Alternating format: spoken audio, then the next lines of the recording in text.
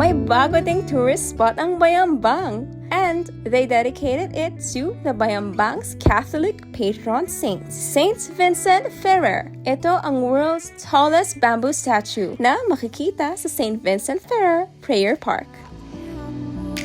Dito sa Prayers Park, madami silang food stalls that you can choose from. They have Chinese food, milk tea, and shakes, burgers, and many more.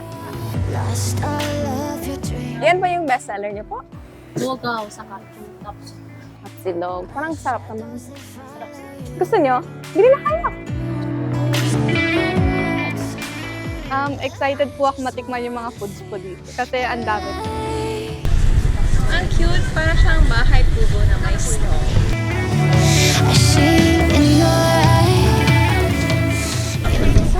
May milk tea pa kayo?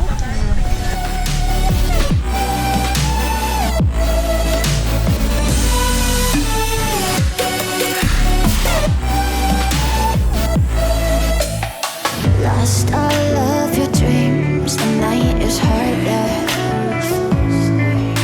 My shadows they follow. Good for all po naman kasi may simbahan na, may meriendahan pa, may logowan pa, special logo po, di ba? Oh. Kung gusto mong i-treat yung special someone mo, dito na lang, di ba?